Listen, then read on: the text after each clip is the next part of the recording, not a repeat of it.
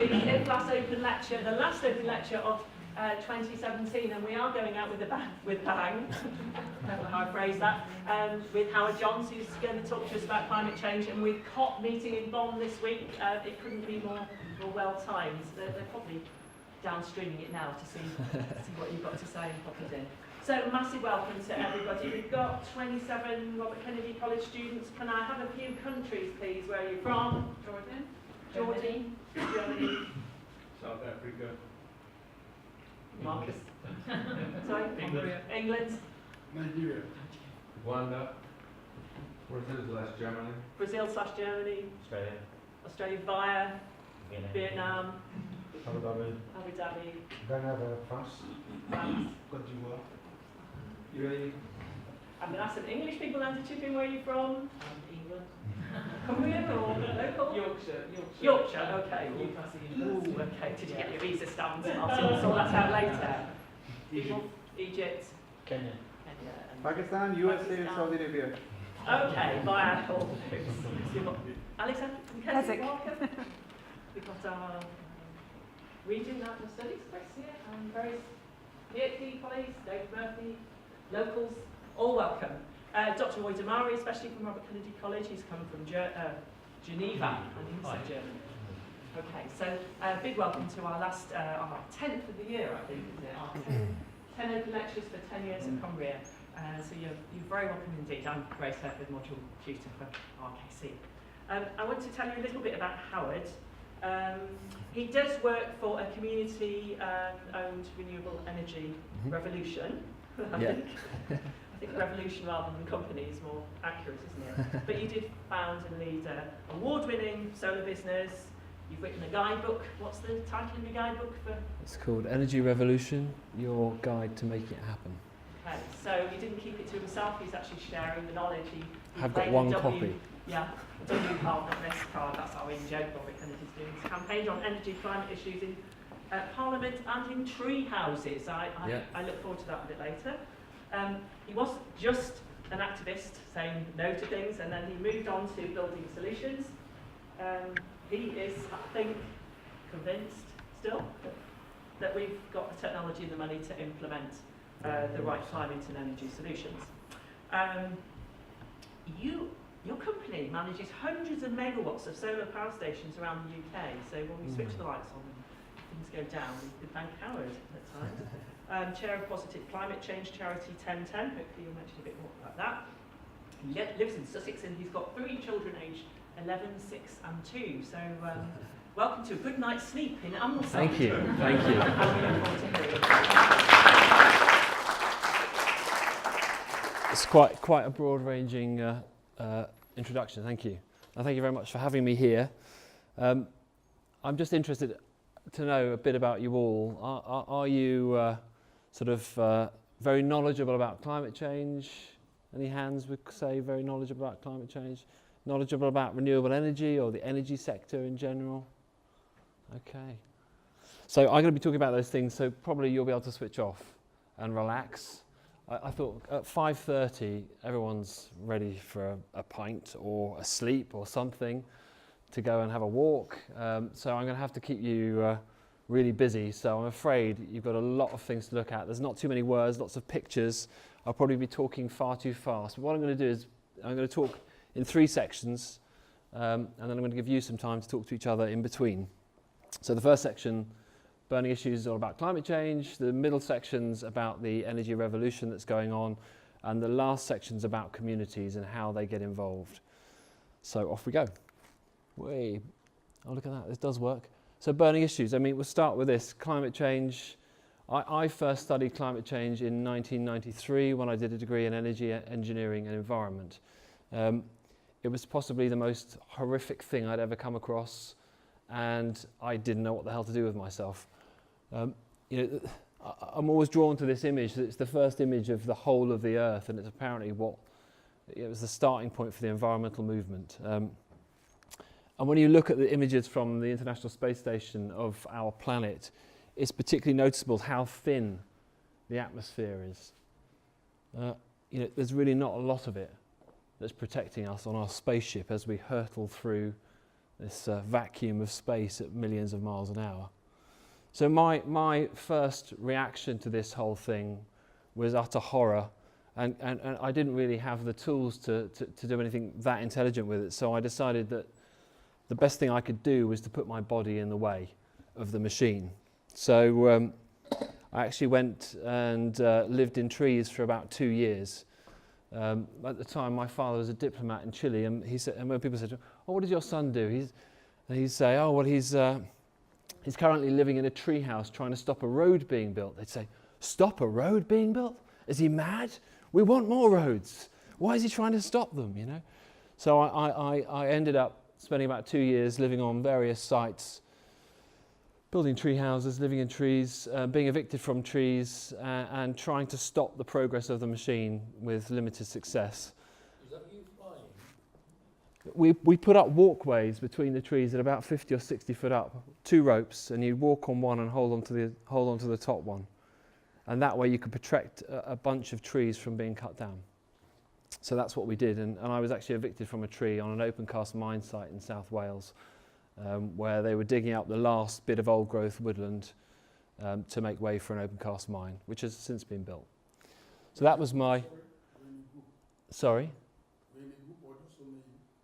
Sorry?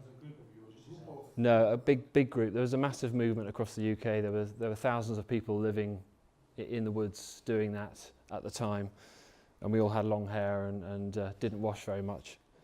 I guess for me, you know, when you talk about climate change, people say, well, you can't see it. You know, if CO2 was red, you know, then the sky had gone red already, we'd be thinking very differently about it. But I love these visualizations. So each ton of CO2 is a 33-meter ball. That's New York. That's 1 day of New York's carbon, to put it in context, you know, to give you the sort of a visual perspective of what's going on. Now, I'm not used to doing this. It's trying to make a film work when I'm doing one of these things, but just thought it was really useful. And of course, you know, you don't feel the warming, but when you see it mapped, you know, every country in the world, what's happened over the last 100 years, you know, and when if you know what happens at 1 degree and 2 degrees warming in terms of the effect it has on our planet, then it starts to be quite scary. I mean, I'll just let that run. But, you know, it's really tangible. This is happening.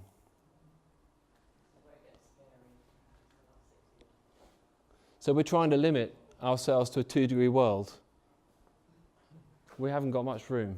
We haven't got much room at all. And actually, what does a 2-degree world look like? It doesn't look great. So what's happened to the Arctic in that time? So from 1850s to today, and again, this is a few years out of date, basically the Arctic is melting at a dramatic rate. Now when the sea ice melts in the Arctic, it won't affect sea level because it's sat on top of the sea. But when this part, where's the pointer thing on this? Oh, there you go. There's an ice shelf sat on there, which is Greenland. When that goes, which it will do following the Arctic, you get 3.5 meters sea level rise in one hit, basically. And you can see, this is this time last year, temperatures at the Arctic are 6 degrees higher than they normally would be. So you get reinforcement effects on the poles, because obviously where it was white previously, it reflected a lot of the sun's energy back into space. Suddenly it's blue. It absorbs energy. So you're getting these massive lakes forming on top of the ice caps. They're blue, they're absorbing more energy, so you get this increased effect, basically. It's pretty scary. And then the same in the Antarctic. In February this year, that ice shelf, that sort of crack there, broke off. Now, for those of you who aren't from this area, Wales is pretty big. 100-kilometre or 150-kilometre long piece of ice. Now, again, that's sea ice, so it's not affecting sea levels. But when you look at the rest of Antarctica, that whole continent is covered in ice. When the continental ice melts, that's 6.5 meters sea level rise. You know, if you put that with the Arctic one, you're looking at 11 meters. You know, that civilization completely changed. This is Shanghai in 3 degrees. It's completely underwater. That's 18.5 million people displaced. The Nile Delta, Egypt, completely underwater at 3 degrees. I think that's about 5.5 million people. 8 million. This is Osaka, Japan, that's about 5.5 million people displaced. Bangladesh, I dread to think of the numbers there, and let's face it, it's already happening in Bangladesh. There are already islands that have gone. There are already areas that are no longer able to be farmed. This is unfolding. And then Miami. That's definitely gone at 3 degrees, and it's probably gone at 2 degrees. So the very deal that our politicians are signing up to, is the end of loads of places that people love, that they call home. It's another interesting little bit of ways to help you understand what's going on. So since 1998, the effect of climate change is like 2 billion Hiroshima bombs being set off in the atmosphere. That's how much energy has been released. Now most of that energy has been absorbed by the sea. Something like 80 or 90% of that energy is absorbed by the sea. And the sea drives the weather. And it drives things like this, which is Typhoon Haiyan, which, 195 mile an hour winds. It didn't cause that much property damage, I can tell you. Only 3 billion property damage, about 8,000 people missing, but millions of people's homes destroyed across a huge section of Asia. And then you've got a more recent one, Irma. Now this was like 60 billion pounds worth of property damage this thing caused. Only 130 people killed because they were able to move people around. But there's Miami. It's already underwater. The city officials in Miami have just gone out with a bond offering to try and raise, I can't remember, $400 million to build flood defences around their city, because they know that this is coming. Whatever Trump says, this is coming because it's happening every time there's a high tide. So climate change is not something that's going to happen to us. It's happening now, and I'm picking just a few examples here of you can look pretty much every day somewhere in the world there's a climate change related weather event happening that's affecting people's lives. I mean, this is again the fallout from that last hurricane is that Puerto Rico still has no power, something like 2 months on. Only 25% of the people there have got power. I think only about 15% have got fresh water. That's dramatic for a developed nation. Then across in Europe, you've got fires in, this is Portugal. So massive fires across big areas of Portugal. Lots of people losing their lives and their homes. And then lo and behold, you have the first hurricane that comes up this far. Now we know it's the first time hurricanes ever come up that far, because actually they built all these clever modelling devices to map them, and they hadn't made it so that they could model up into the far reaches of this map, because hurricanes never go there.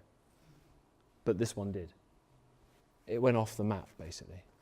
So this is not normal weather. This is freak weather happening, and it's being driven by all of that heat that's being released into the atmosphere. And how did that heat get there? Well, there's about 100 companies that were responsible for most of it. Some big names up there that you'll recognise: BP, Royal Dutch Shell. There's nation-state-owned companies like Rosneft and people like that. But basically, there's 100 companies and the products they've sold that we've all bought that have caused this to happen. And they're going to even more extremes. So right now, the oil and gas industry, this is the pinnacle. This is tar sands, where you're digging up, massive areas of landscape. The tar sands, they're a form of rock, effectively. They're bitumen and sand gone solid together. To get it out, you dig it out, then you have to heat it up using natural gas, something like that. And then you have to wash it. It's a really toxic process. It creates loads of nasty pools of toxic water at the end of it. And it's very, very inefficient way of making energy, basically. But this is where the energy industry is at. This, exploring for oil and gas in deeper waters in the Arctic and fracking. which they're trying to push in the UK. And all for this, flick the switch so we can turn the light on. And when you look at that system, nearly 80% of the energy we stick into the energy system is wasted. So in our conventional power stations in the utility system, you know, over 60% goes up the chimney as waste heat. You know, that is criminal, surely. And funnily enough, that is mirrored in the transport system and this sort of heat systems, so buildings. So, you know, a lot of us are pumping heat into our buildings, they're not efficient, and the heat's just going straight out through the roof and windows. You know, when you put oil into your car, you know, your engine's what, 30, 40% efficient? Most of it's waste heat. You know, so we have a problem. And the juxtaposition is that half the world's population, 3 billion people, you know, that's access to energy. And people die from that. You know, hundreds of thousands of people die from that every year. Household air pollution, they call it. Wood smoke's very toxic. You know, there's 3 billion people, and that's how they cook their food. There's over 1 billion people that have no access to electricity still. You know, so we're in the modern age. It doesn't seem that modern to me. And of course, the side effects of all of this are not just climate change, they're massive health issues. It's something like in Southeast Asia, 800,000 people die every year from air pollution. You know, this is particulate matter coming out of coal-fired power stations, coming out of diesel exhausts, and basically poisoning people en masse. And funnily enough, just today, Delhi woke up, this is today, Delhi woke up to a blanket of choking smog this morning because of farmers burning off you know, crop residues, and it all blowing into Delhi, combined with a whole load of coal-fired power stations. You know, so not only is it bad for the planet, it's bad for the humans that are trying to use it as well, and it's really, really inefficient. But hey, it's changing. It is changing. And just the last thing. Now, having been in the renewables industry for 20 years, I've had a lot of times of being bashed for, well, renewables just want subsidies and they only work because of subsidies. Fortunately, that's a changing picture, but the thing that's come to light is actually fossil fuel industries get 3 times the subsidy annually that the renewable energy industries get. So 5 trillion a year, they estimate, is coming directly out of public funds into the coffers of fossil fuel companies. But hey, it's all going to change. And partly because of this agreement in Paris 2 years ago, and the delegates from all 200 countries are in Bonn today, working on the next steps of getting into the detail of how we deliver on this agreement of to aim for 1.5 degrees warming. There's no doubt about it. It's a momentous achievement what was done in Paris, and I had the fortunateness or the luck to go there. I actually was there for a little bit, for a couple of days, and it was really nice to be part of it. And you know, it's the biggest or most complex bit of diplomacy that's ever been achieved. And yes, it's not perfect, but it's a huge step forwards. And yes, maybe America are going to pull out, but actually I think they're going to be the only country that aren't in it. Apparently I heard today that Syria are about to ratify it themselves, and they were the last one missing, sort of thing. So it's a huge step forward. It does, oh yeah, that's the one I'm after. It basically sets some parameters. And if we're going to hit the 1.5 degree, 2 degree warming target, you know, there's only so much carbon we can put into the atmosphere. Now the big bubble is what's available to us right now from what we know, oil and gas reserves that are there already. The small bubble is what we can burn. So if you think about the value of the stock market, if you think about all the companies that own those resources, that make up the pension funds and everything else, you're going to knock probably 4/5 of their value off in this process. That, to me, is the biggest challenge we face here, in that you know, business as usual wants to continue, and we need to come up with an alternative. So that's my first section. I'll leave you a nice image of me in a tree again. But yeah, for me, it's been a huge journey of despair, really. Starting off with despair and thinking, what can I do? I'll put my body in front of a bulldozer, to one of feeling like, actually, there's something really interesting happening here now, and we do have an opportunity. And the next bit of this talk is going to be about that opportunity. But maybe you could just spend a couple of minutes, chat to someone next to you. I don't know, tell them what you feel about all that, what you when you first came across climate change, whatever it is, and I'll just collect a few thoughts from you in a couple of minutes' time.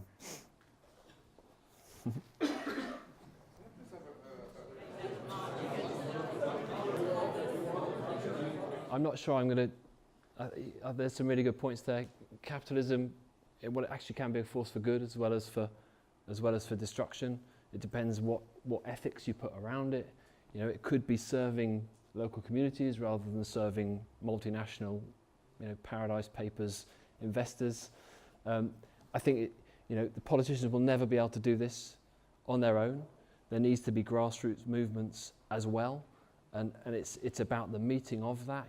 So I think there's a whole load of different issues that aren't solved, and this is why loads of people need to get engaged with this issue, and they need to do it in a positive way. And there is an opportunity. Sorry.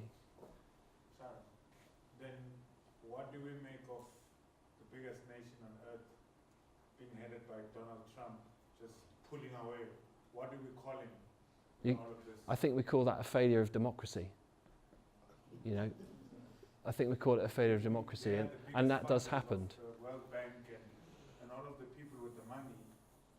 Yeah, but look at all the cities, look at all the, California is actually the biggest economy in the world. California are not pulling out of the Paris Accord. In fact, they're redoubling their efforts. Do you know what I mean? So I think, yes, it's an issue, but there's different sort of aspects to that story. Are we saying that the politicians are just playing politics with this? Well, they are. That's what politicians do. But at the end of the day, we do need to have action, don't we? And we need to actually change things. So let's talk about transformation. So sometimes transformations can be very rapid. Spot the car, spot the horse. You're looking 15 years, you went from everyone having a horse and cart to everyone having a car in some areas, Now, this is the next story. So we're moving from that big centralised power station model where I own the power station and I charge you for it, you're at the end of the pipe, to this, a distributed model where, you have a generator, I buy some of your power, you have a heat generator, you heat my home, it's a much more complex model, but it's a much more localised model, and it's a much more human scale model, and fundamentally it's a model that's in balance with nature. This is possible, it's already been done, basically. So we're moving from big centralised power stations that effectively suck money and other good stuff out of communities to stuff that can actually keep money circulating locally, can take, for instance, wastes and turn them into energy. So that's what we're moving to. There's a whole load of technologies that can make that happen, but for me the technology is not the important bit. The important bit is the humans and how they structure themselves within it. And that's really what gets me excited. And that's sort of what I'm going to be talking about in these next two bits. Well, this first bit, so I'm going to talk about just the crazy stats of what's going on in the energy industry, and particularly around renewables and around oil and gas, because it really is like a revolutionary moment. But I love putting this up because it just makes people think. So the little green dots, not the red lines around them, if we wanted to power the whole world in 2030 with solar panels, we just make those little green dots out of solar panels, and that would power the entire world. Now, I don't propose we do that because we'd be a bit mad trying to power Europe all off something sat in Egypt or wherever it is.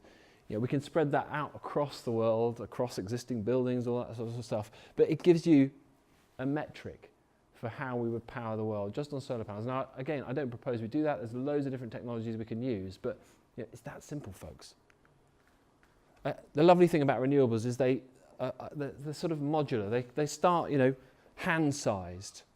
So, this is a great story about solar-powered suitcases in Nepal helping babies to be born in the light rather than die in the dark. So, you can start with something that size, Or you can go this size, you know, massive solar farm in the desert. The same with wind, you know, giant offshore wind turbines that, you know, probably one rotation powers a house for a year. You know, they're massive, they're massive. To this guy, this is Malawi, William Kankawamba, I think his name is, great book, The Boy Who Harnessed the Wind. It's a really lovely book if you want to look him up. He's gone on to do all sorts of amazing things, but he was uneducated. He went to the dump and found these bits of stuff and managed to make himself a wind turbine that created light. And it was the first light for miles around. You know, it works on a small scale, it works on a huge scale. It works in industrial nations, it works in rural communities, basically. And yes, there is already 100% renewable nations. So Iceland, this is 2012, they were already 100% renewable. So they're 100% renewable for electricity. They're about 90% renewable for heat. It's only getting on and off the island that basically they use fossil fuels for at this moment, and I'm sure they could change that if we move to hydrogen. You know, they're blessed, yes, they've got some geothermal, they've got lots of hydro, but the funny thing is, everywhere you go, you've got some different resource. You know, if you're in Africa, you've got sun. If you're up here, you've got water and you've got wind, you know. So there's all sorts of different ways to harness these things. So Costa Rica, they were 99.5%, something like that, renewable for electricity for about the last 2 years. You know, another nation that's basically done it. Norway, 100% renewable for electricity. Not quite there for heat, but you know, well on the way, basically. And then across Europe, I'm going to just read you some stats. So this is Europe, I think it was last weekend, actually. So yeah, 28th of October, Europe provided a quarter of electricity demand. Wind provided a quarter of Europe's electricity demand. Denmark, 109%. So what they end up doing, Denmark make far too much electricity out of wind turbines. They've got cables to other nations. They just sell the power to other people. Germany, 61%. Portugal, 44%. Ireland, 34%. Austria, 33%. Spain, 31%. And the UK, 29% of their electricity from renewables on that day. You know, this is happening, basically. This is happening. Now, I love these crazy graphs of... So that was Denmark. Don't worry too much about it. It's a bit techie, but I am a bit of a techie person. The red line is the consumption, basically. The sort of dark blue bit at the bottom is wind turbines. That's all you need to know. Most of their electricity was coming from wind turbines. And the same with Germany. This is the month of September. So everything below those yellow peaks is renewable. And again, the red line, the pink line, is their consumption. So you can see some days they were getting monstrous amounts. So this is the yellow is the solar on their grid. Huge amounts of energy coming just from a few solar panels on people's roofs. It's pretty amazing, isn't it? And you can see, funnily enough, the way that the grid goes, you get these peaks of consumption during the day, and it goes sort of quiet again at night time. Oh, what a surprise. That's what solar does. So suddenly, you're getting, this bit is the expensive bit to generate, and suddenly solar's coming in and generating it very cheaply. And what was the effect? Oh, Germany starts to have to pay people to use electricity.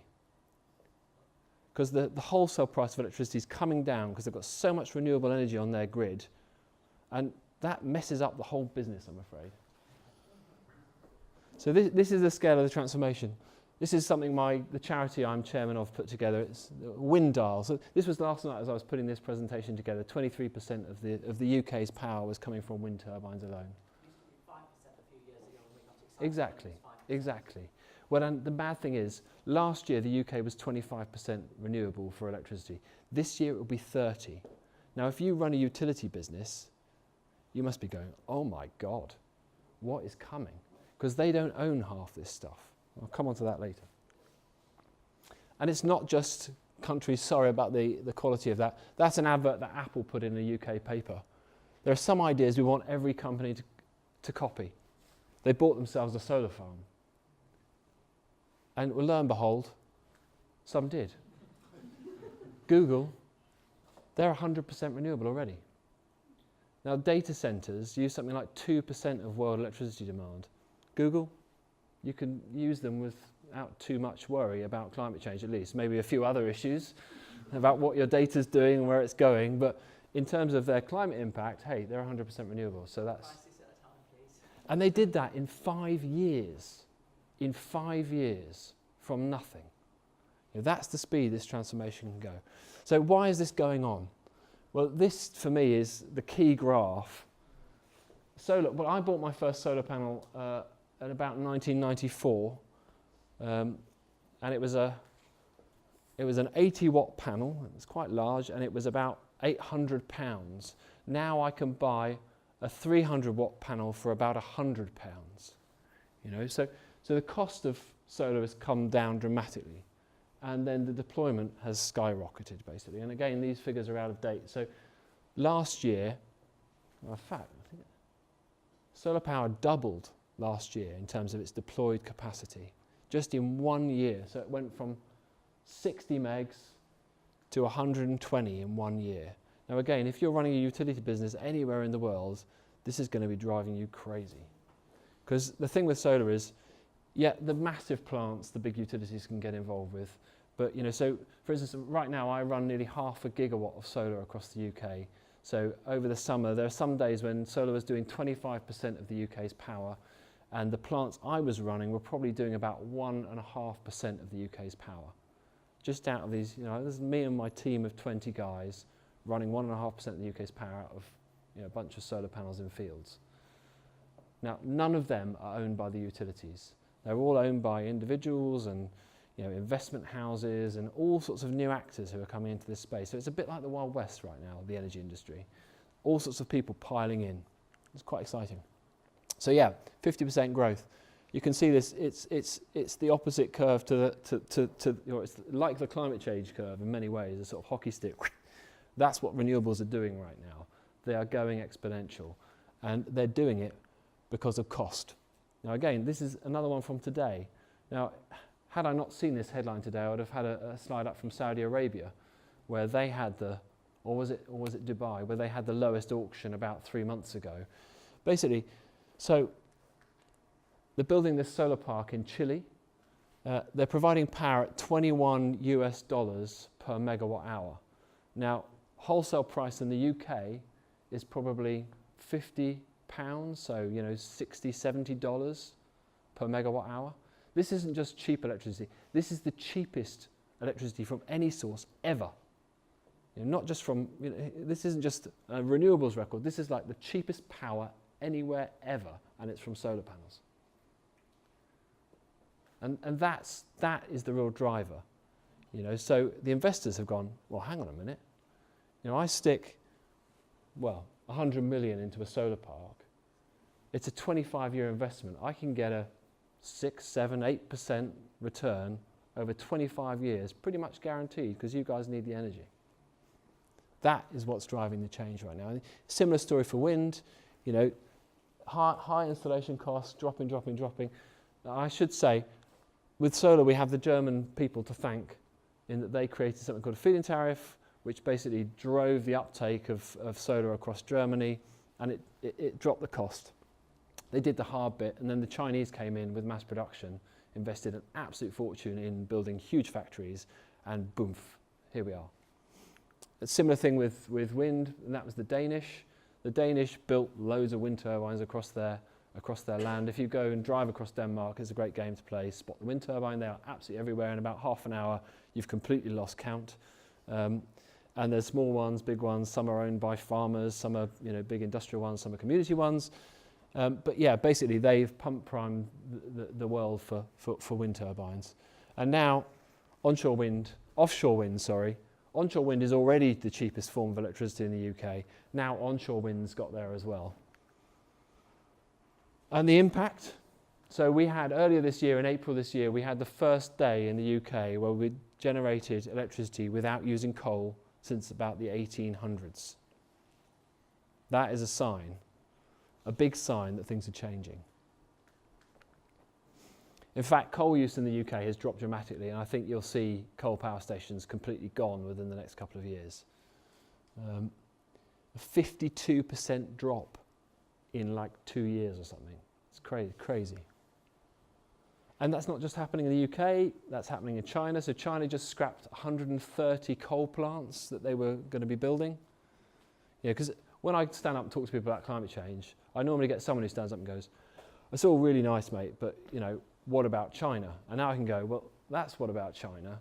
In fact, China installed, they installed a wind turbine every hour in 2016. And around the world, it was 500,000 solar panels were installed every day in 2016. You know, it's crazy numbers going on, but China are really at the front of it.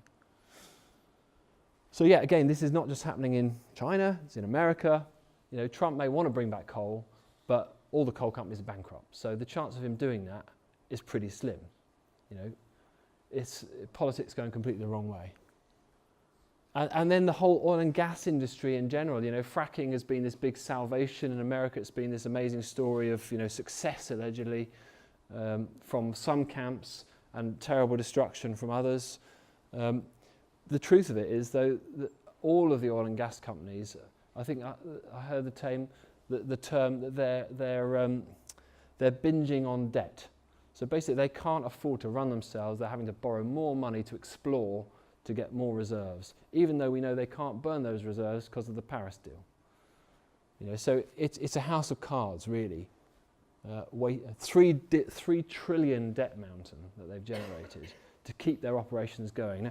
Now your old sweet oil wells in Saudi Arabia, they had like a decay rate of 5%, so 5% reduction in production. Your fracking wells is 90%, so they have to keep drilling, and that costs a lot of money. So fracking will never replace that stuff. So yeah, it's the juxtaposition basically. And so then you've got oil majors doing even more extreme things. This is, it was Shell into the Arctic. They really ballsed it up. They had their rig up on the beach. They decided to cancel their efforts. It cost them something like 7 billion just to have a go and get it wrong. You know, so it's just a matter of time, I think, before one of these big oil majors goes down.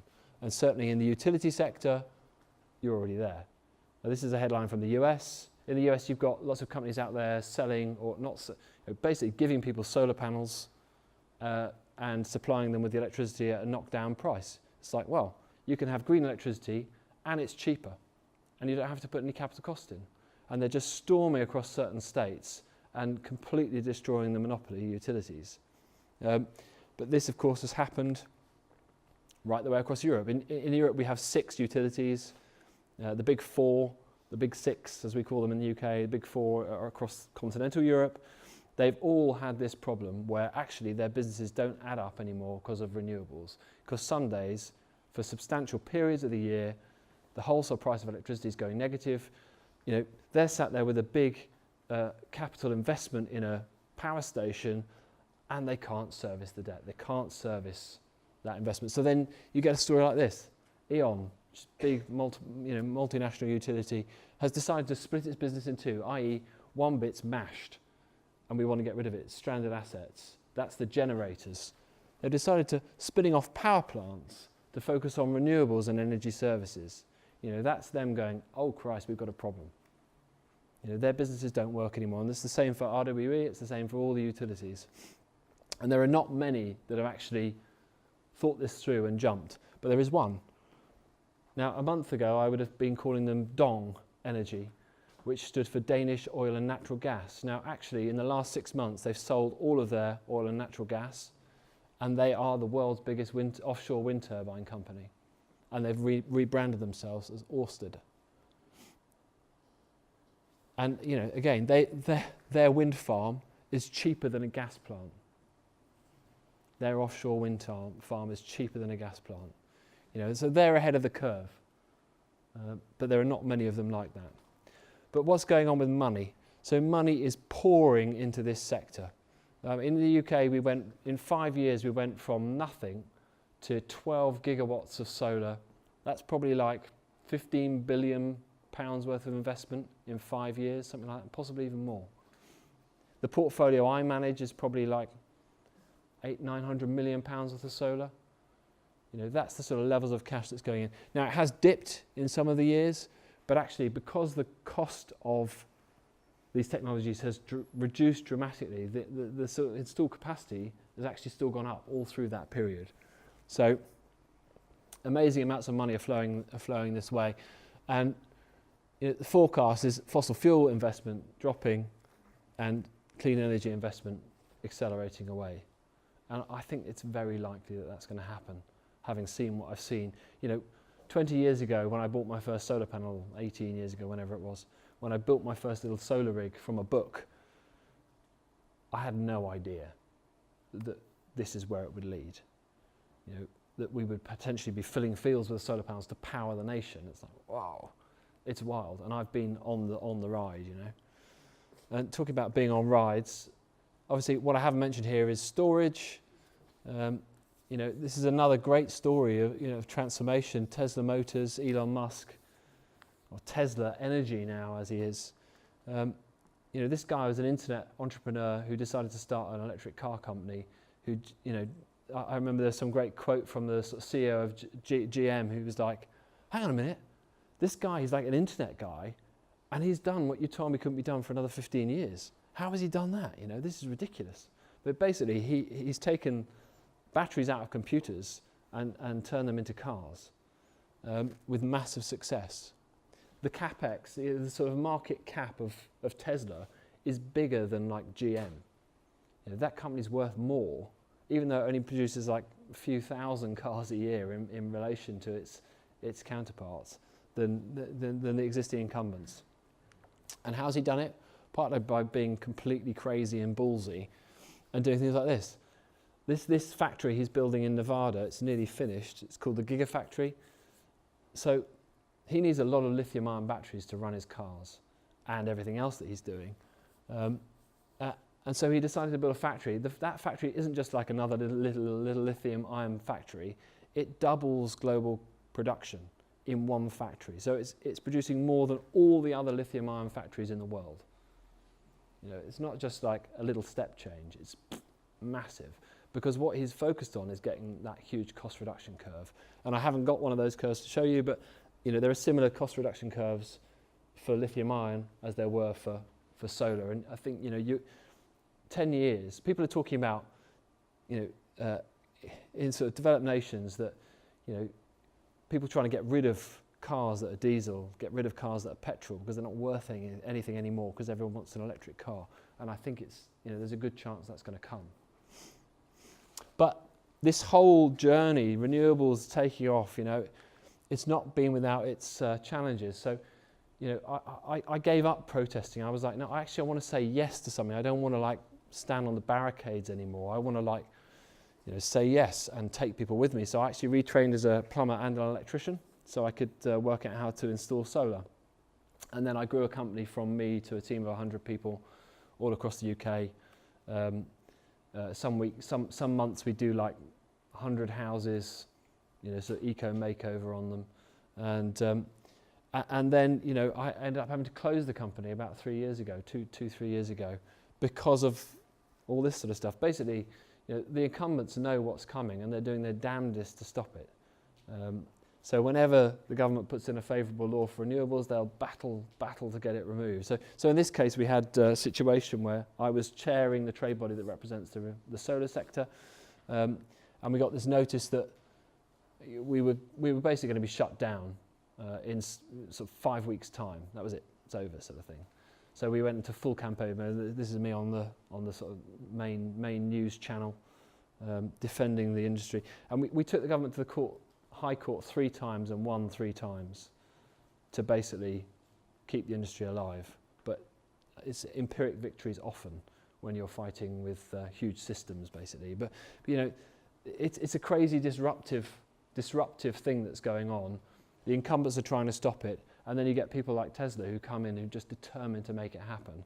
You know, and they're very much the poster boy in some ways at this point for the movement. But you know, there's loads of different companies out there doing really interesting stuff and making this change happen.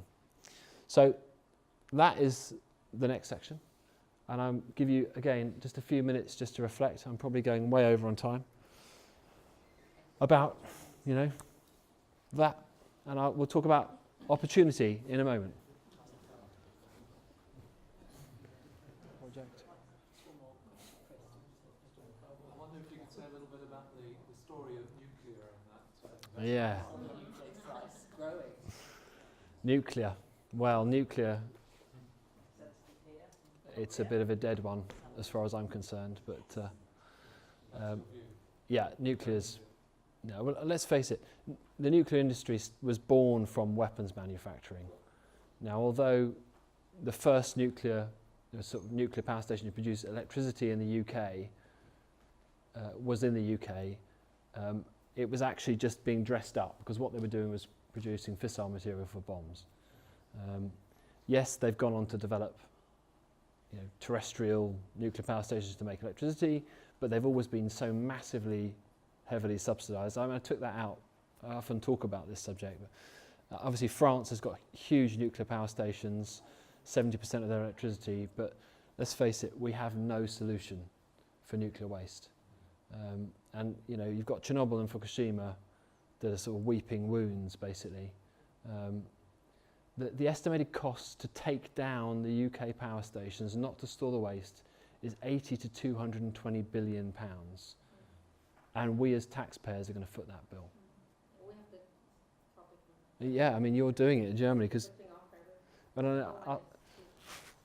maybe I should jump onto this. So this is about opportunity, and obviously there's a massive opportunity in this whole subject, whether you're a business person, whether you're a community activist, whether you're you're a councillor or whatever. Wherever you sit, there's an opportunity with renewable energy right now, on your own home, in your village, whatever. And I guess for me, there's a lovely bringing together of agendas.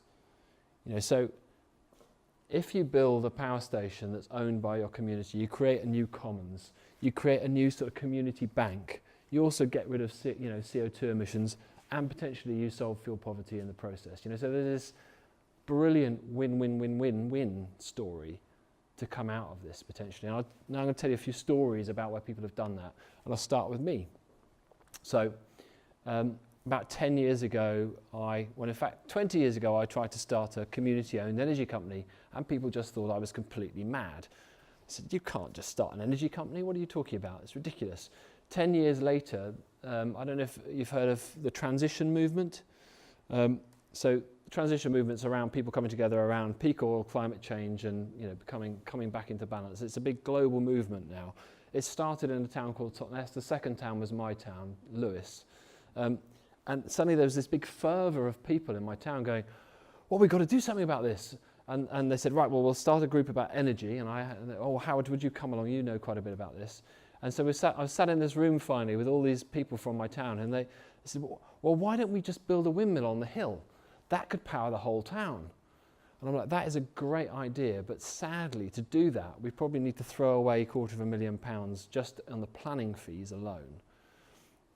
And so that sort of put them off. But what came out of it was there was an appetite from people to actually try and do something different. So this was the launch of our energy company. Now, it's a very small energy company. Basically, what we decided to do was to build a small solar power station on a building at the heart of our community. It was the local brewery.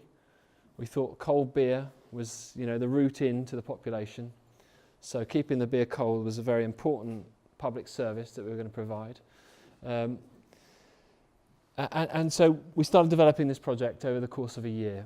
And then when we came to actually be just about ready to launch, the government decided that they were going to change all the rules around this, which would destroy our project. So suddenly we had this 300 people in the town hall, and we had 5 weeks to raise the £350,000 that we needed to build the project, as well as to get it built.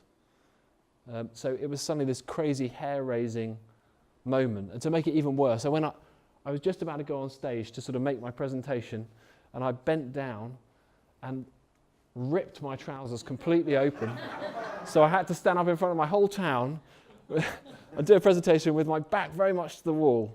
But hey, amazingly, we raised the money and we got the project built. And that was the first one. And we've gone on to build a chunk more. We're actually just about to launch 2 more share offers to do loads more schools, and also to heat a load of leisure centres in our community as well. The model being, we're going to build something, it's going to make electricity, we're going to sell that electricity, and we're going to get a feed-in tariff for that electricity, and with the money we get in, we can pay you, Mr. Investor, a return on your investment. That's the sort of basic business model. You know, obviously commercial people are doing that all the time, but most communities have never thought of doing something like that. You were able to buy a share in the company, one share, one vote. We'd have an AGM every year where people come together and they hear about progress and the fact that the seagull dropped a stone on one of the panels and broke it and all that sort of stuff, all the good nitty-gritty of running this thing. But yeah, so you know, we had this amazing project that you know, is a very small thing. It probably only powers less than 100 houses. But it was a first step to show that a community could come together to structure themselves with a legal entity that they could get investment in and make it happen. We then went on to mentor loads of other companies across the south. And I had the funny occasion of doing a talk, not too dissimilar to this one, in Canada, about 6 months after we'd done this, or a year after maybe. And I saw there was a lecture on community energy, and I was like, oh wow, it's happening here, brilliant. And I went to this lecture thinking, great, I can't wait to hear what they're doing. And I sat at the back, you know, and the first speaker stood up and said, well, yeah, well, you know, we came across this company in England, and she held up the prospectus for my company from Lewis, and they said, we like their ideas so much, we decided to do it here. And that's been my experience, that these ideas... What did you do? So I'm here. I said, that was me. I nearly fell off my chair, is what I did. But yeah, I was amazed that good ideas, they just spread, you know. And for me, I first heard about this from Germany. So this is a company called EWS Schonhau. It's an amazing story. So these guys were under the fallout cloud from the Chernobyl nuclear disaster. They were right under it. And basically, the authorities said to them, stay inside, keep your windows closed, and don't eat the greens from your garden, and don't drink any milk. And then after 3 weeks, it was all quiet and everything was fine. And now there was one guy in the community who's a doctor. He said, well, hang on a minute, this is not all fine. And they started going out and finding actually that the sand in the kids' play park was irradiated, and you know, there was much more issues. And they said, actually, we don't want to be part of this nuclear thing anymore. And they came together basically to try and figure a way out of it. First of all, they ran like an energy saving contest, and they were met with, you know, sort of a lot of negativity from the local utility, basically, who said, oh, no, we don't want to help you. We're not interested. In the end, there was this funny occurrence where the local grid was sort of up for tender. So a new company could come in, and they decided to put a company together and to bid to win this grid, to run it as a community. And basically it took them 10 years of fighting and legal battles and referendums and all sorts of stuff. And then they bought the grid, and they did it as a community. People from all over the country supported them. Now today, they supply 150,000 people across Germany with 100% renewable electricity, amongst other things. You know, so to me, it's an amazing story of transformation, how communities can come together and do something really good, you know. And in many ways, they were like the sort of poster child in Germany, but there are 900 companies like this in Germany now. You know, active. It's an active scene. There's lots of, you know, and some of them are council owned, and some of them are just local communities. Some have got businesses involved. You know, it's a really vibrant and rich space with lots of different actors, but fundamentally with, you know, the benefit coming back to the communities. Because let's face it, at the moment, the pure profit model of running energy doesn't work. You know, because we're just here to make profit and bugger the consequences of the planet. Actually, this provision, you know, everyone should have access to electricity. You know, this is a public service in some way, and it should be done with that spirit in mind. You know, so when they make profit, they invest it back in making the system better, making the bills cheaper, building more generation, whatever it is that's needed, campaigning for change. You know, so it's a great story. One of the in fact, this woman, Eva, I met her and interviewed her when because I interviewed loads of really cool people when I was writing my book, and she was saying, we we were taking the children from the Chernobyl area for respite, and one year, you know, one of the children didn't come, and we were like, well, where's that child? And she died basically from a related illness to the radiation exposure, and she said at that moment we realised that we couldn't carry on, because these children, they were our children, and we had to take action. And I think that what we're faced with at this point is it's a moral thing. This isn't just about business and money, and if we don't act, what do we say to our children? That's the crux of it. But anyway, so they did. And actually, the amazing thing about Germany is that the utilities, the big utilities, they only own that bit, 5% of all the renewable generation that's been built. And you've got this amazing splurge of different participants in the energy market now. So there's me, big utility with my big power station, and you all have to buy from me. Suddenly you go to this, boom, 35% of the renewables are owned by individuals. They're all power stations now. Oh, 11% is owned by farmers. They're all power stations. That's what's going to come, is this diverse energy sector where farmers are part of it, where municipalities are part of it. It's exciting, this is the new world we're forging, basically. And Germany have been leading that. Another quick story is from this island called Samso, which is in Denmark. It's in the Baltic Sea. So in '98, there was a sort of nice chap who was very well-meaning, who moved to Samso with a mission to think about how they could power the island with renewables. At that time, they were importing a lot of diesel, and they had a submarine cable that wasn't really big enough, and no one really cared about that sort of stuff. And in 10 years, they were net positive. So they made more energy on the island than they needed. And he talks about how, he stood up at the town hall and said, I've got this great idea. We're going to make all of our energy from renewables. Isn't it great? And they all said, everyone nodded and clapped, and they all left, and they never came back. And he started wandering around going, well, you like my idea, don't you? Why aren't we getting on with it? And he started walking around, and he said, well, I went to the farmer. I said, look, for the heating, we're going to need biomass. We're going to need this much growing. Could you grow it for us? Oh, yeah, I could do that. Oh, how much is that going to make a year?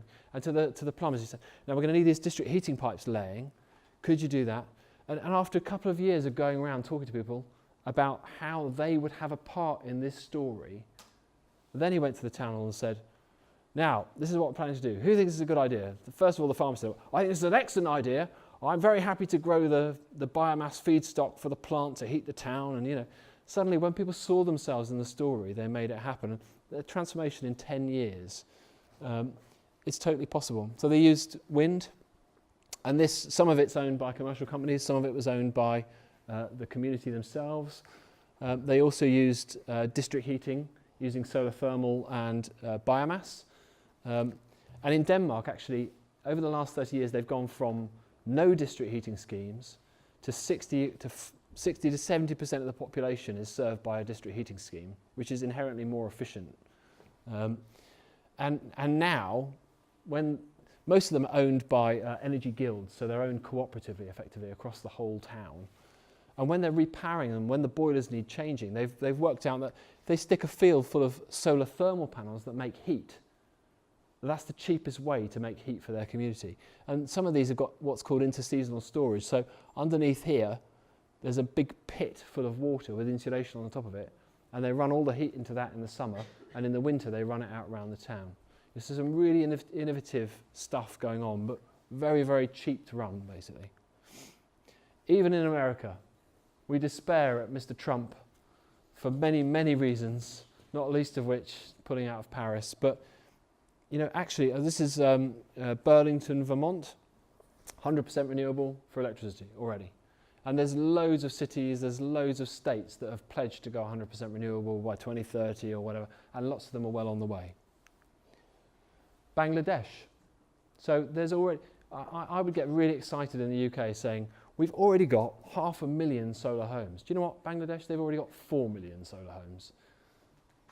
And this was driven by one company, Grameen Shakti, which was microcredit, basically. So they combined innovative financing with solar technology. And the lovely thing about this story is that most of those systems were sold by female solar entrepreneurs.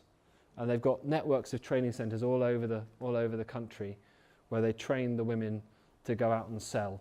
And the transformation to these people's lives that a small solar home system can have is phenomenal.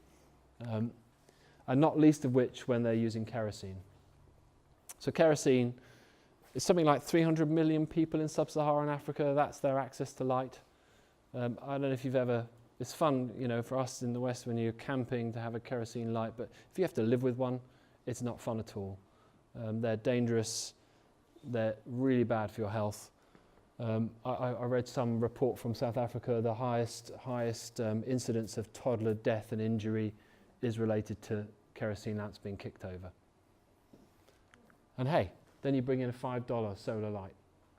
Not only does it pay for itself potentially in about 5 weeks, then you've got like 5 years of free light. It's totally transformative. Now, $5 solar lights are spreading across Africa not fast enough. You know, the amount of money and you know, positive impacts it has, it should be spreading as faster than it is. You know, if you think about the mobile phone, there's more people using internet banking on mobile phones or mobile banking on mobile phones in Kenya than there are in the UK. You know, so something like that. It's totally crossed over, and I think solar will get there. I don't know why it's not quite there yet. I mean, in Kenya, it's you know these things are really going for it. I have a friend who sold like 2 million of them last year in Kenya, but in many other countries they're not there yet. And the next step on really for me is the whole microgrid. You know, so instead of building a big power station and running lines to these remote villages, let's build them a little independent microgrid. So as a classic one, here's a company in Haiti, you know, still recovering from the disasters there. And there's a startup from America that's gone out to Haiti, and they're just building grids, mini grids with solar, you know, just serving the local population. And actually, that's a profitable business. You know, so I think that's a business that is going to go mad across the world, and there are companies that are set up specifically focused to target that. I guess for me, one of the key things about this is it doesn't matter where you're from. Generally, people want this stuff. Now, one of the projects I was involved with was a company called Repower London, and this was Brixton Energy. This was the first inner city community energy project. The guys that put this one together, they spent 2 years knocking on this tower block. It's like one of the roughest tower blocks in London, you know, multiple deprivation, lots of people who've never worked, lots of drug issues, really tough place basically. They spent 2 years knocking on doors going, hi, we're thinking about doing this energy company. And then what they did was they trained some of the young people in how to insulate the buildings. And slowly they won the trust. And then when it came to, hey, and actually, you know what we want to do? We want to build a power station on the roof of the block, and you can all invest in it. Now these people, a lot of them didn't even have bank accounts. 90% of the money for that system came from the people in the block. Because when they were asked if they'd like to be part of it, actually they would. Just no one had ever asked them before. You know, so it's amazing. And the same in the US. There was a power provider launching green power in a, sort of in a rich middle class area, and then they were going to launch it in a Marin County Green Energy. This is a company, in the rich middle class area. They thought, oh, we'll get the best uptake. Actually, in the poorer area, that's where they got the best uptake of people taking 100% green energy, even though it's more expensive. So people want this stuff. They're just not being given the opportunity, and that, in my opinion, is the failure of the green movement. Is not actually providing people with a nice, easy path to walk along, because it's out there basically. And I guess so. You think about a system like that. So this is a power station on the roof of a community that are really poor, and it creates money for them. And with that money, they can do other things. So for me, creating energy companies in your communities is absolutely essential. It's about building robust communities moving forwards. So the output of this can be many other things depending on what your community needs. So I'm going to read something now just to finish up. So I'm here today as a messenger of hope to invite you all to be part of this new story the one where we provided clean, locally owned renewable energy for all. It's possible now, and there are so many roles you can play.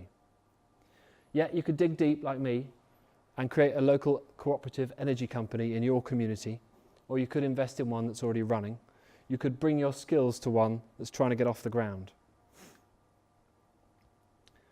It's time to transform our society from one that's literally built on burning the dead remains or the remains of our long dead ancestors to one that's powered by light. And I can't underestimate, I think that's going to be such a profound shift from burning dead things to being connected back with the sun. I think it will have a huge impact across many things in our life that we're probably not even aware of. And I'm convinced right now we've got all the technology we need, we've actually got all the money we need, we've got the knowledge we need to organise this shift and make it happen. The revolution is here. And it's not just for revolutionaries anymore, it's for everyone. They don't call it power for nothing, and it's time to take it back. Thank you.